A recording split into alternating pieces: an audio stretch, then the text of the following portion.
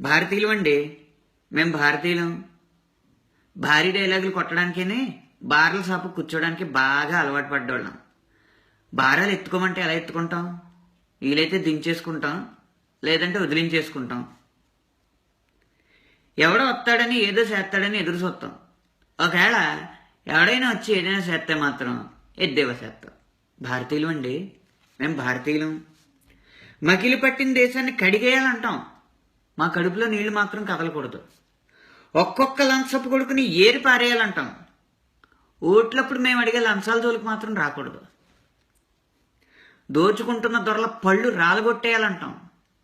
మేము ఎగ్గొట్టిన పన్నుల గురించి మాత్రం అడగకూడదు. భారతీయులం అండి బాబు, మేము భారతీయులం. దేశం అంటే మట్టి కాదు రే, దేశం అంటే మనీ రోయ్ అనేది మా నినాదం. అందుకే మనీ మొత్తం అట్టుకెళ్ళి మట్టిలో దాచుకుంటాం. పయ్యోడు వచ్చి ఆ మట్టిని తవ్వితే తప్పించి మా ఇంటి ముందున్న మట్టి రోడ్డు మాకు గుర్తురాదు. నువ్వు పనులు చేస్తేనే కానీ పన్నులు కట్టమని జనం, నువ్వు పన్నులు కడితేనే కానీ పనులు చేయమని ప్రభుత్వం. ఇది మా కోడి గుడ్డు సూత్రం. అంతేగాని మేము కోడిగుడ్డు అట్టు వేసుకోవడం ఆపం. అరే బాబు దేశం రా అంటే ఆగాడిది గుడ్లే అనుకోవడం ఆపం. అడిగేదేదో ప్రభుత్వంలో పడుకున్నోడు ఉన్నంతకాలం అడుగుతామా?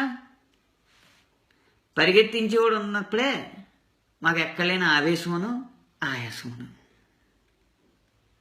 అండి ఎక్కువ మాట్లాడకండి, భారతీయులం అండి, మేము భారతీయులం. మా పెద్దలు మాకు ప్రతిదానికి కథలు ఇచ్చేశారు కదండి. ఏదో ఒక కథలకు మా దగ్గర లోటు లేదండి. మొసళ్ళని ఎల్లగొట్టేసామని, కానీ చేపలను ఎండబెట్టేసామని, ఇలా ఎన్నైనా చెప్పేస్తాం. నీటిలో ఉన్న మొసలి ఏనుగునైనా చంపేద్దని, బయటికి వెళ్ళిన మొసలి కుక్క చేతులైనా చచ్చిపోద్దని, ఇలాంటి విషయాలు మాకు తెలక ఏంటండి. మాటలో దొరికిపోతామని వాడం అంతే. చెరువులో మూల నీళ్లున్నాయని, చెరువు నిండేదాకా చేపలు అందులో తలదాచుకోవచ్చని ఇవి కూడా మాకు తెలకేటండి.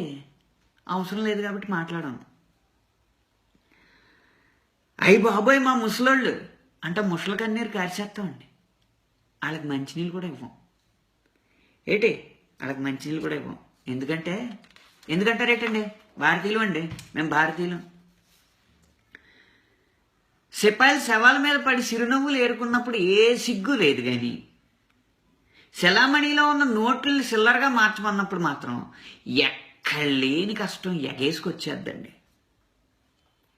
జన్మలో లైన్లు వేసి ఉన్నట్టు, అమ్మాయిలకు లైన్లు వేయినట్టు అదో పతిత్ కౌరులు చెప్తాం. ఇదంతా చదివిన తర్వాత మా అందరిది ఒకే మాట అండి, ఈ రాసి ఊడిది ఏం పోయింది? ఏసీలో కూకుంటాడో రాయడం, మేము ఎండలో నిలబడడం ఏడవడం అంతే కదండి. ఎండలో నవంబర్లో నడియాసవి ఎండలో అదండి. మరి అర్థమైందండి? భారతీయులం అండి, మేము భారతీయులం. ఉంటానండి.